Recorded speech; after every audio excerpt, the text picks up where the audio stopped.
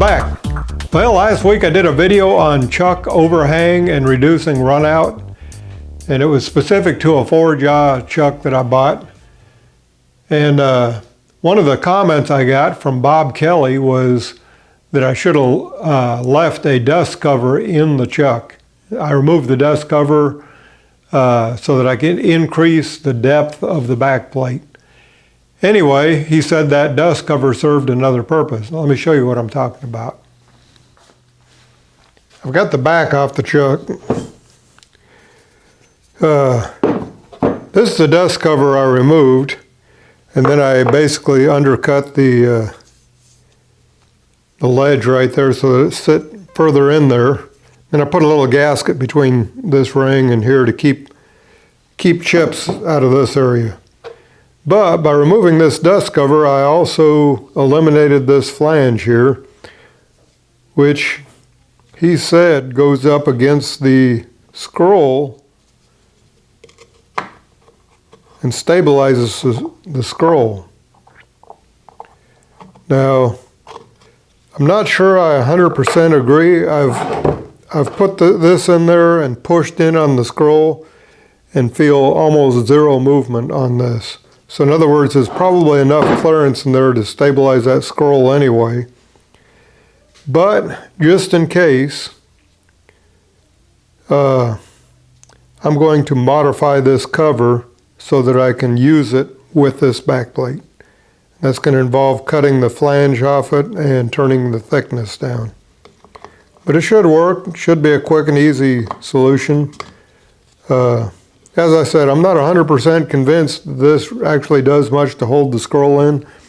But then again, why did they put it there?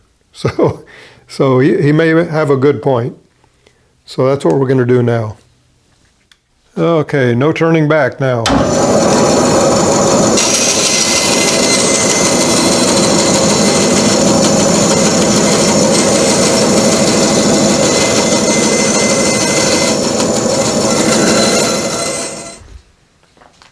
Okay, I didn't have to cut that flange off, but it isn't really needed, at least the way I've got the back plate mounted. But it makes the process of turning this surface down a little bit easier. With that flange sticking out there, it'd be vibrating and still kind of sketchy on this, so this should work.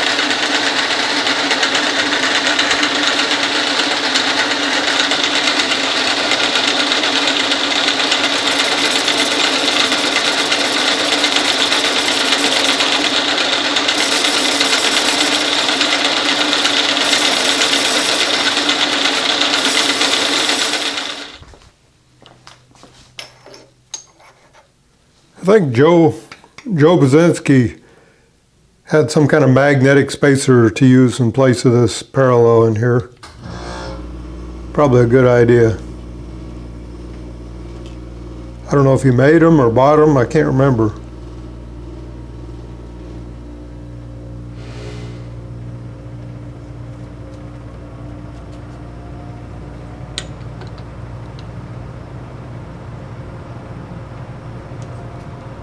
Hopefully that holds good enough.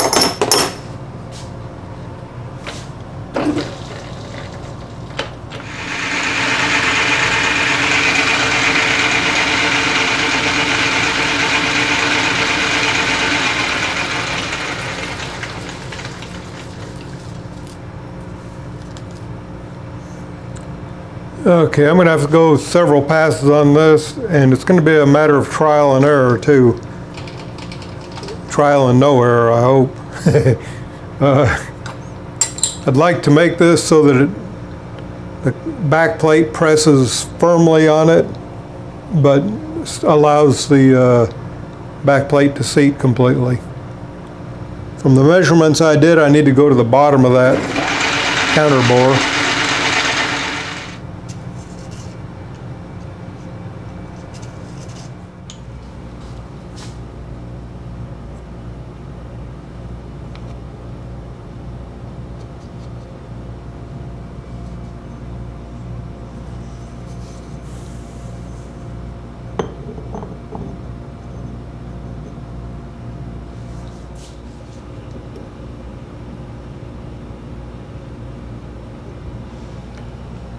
Need to go about 68 thousandths more.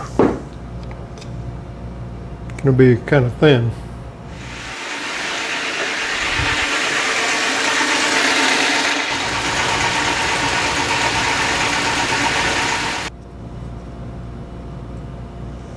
I believe that's got it. A little bit of slop in there. I think once I tighten the back plate, it'll hold it. That was the objective anyway. I could put countersink screws in there. If necessary, I will do that. I don't have any metric countersink screws that size.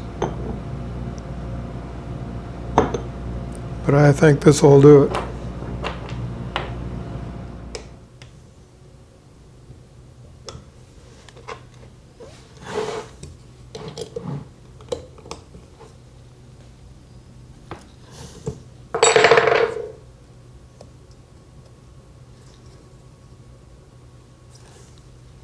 I can still move it with a little bit of friction.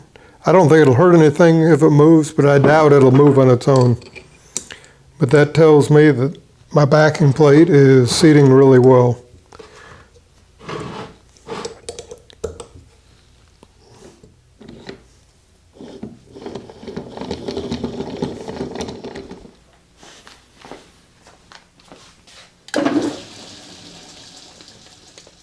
Okay, I get about almost 2 thousandths variation there.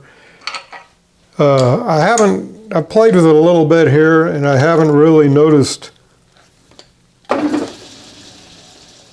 2.5 there.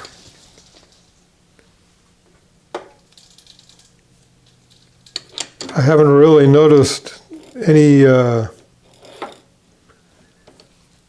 change or significant improvement. Yeah, it's about 4 there.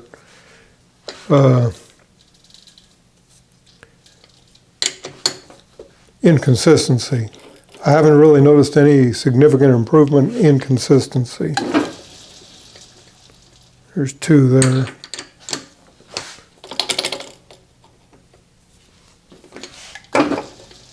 Oh, that's terrible. Terrible. I think Bob mentioned this, and a couple other viewers, to always tighten from the same lockdown. That may have been what I just did as far as when it was way off there.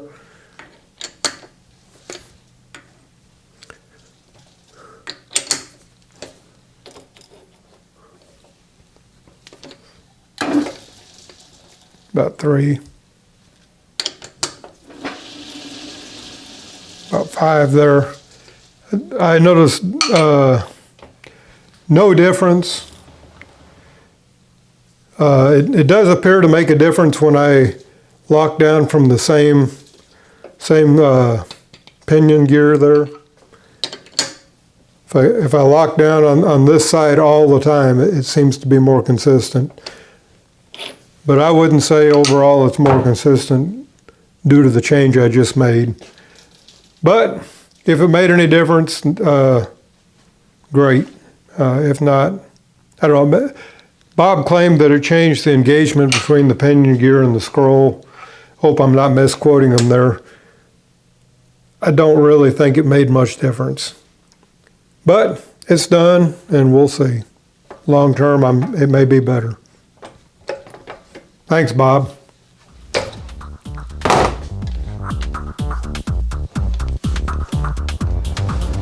Hey, that about wraps it up for today. Thanks for joining me, and be sure to subscribe and ring that bell.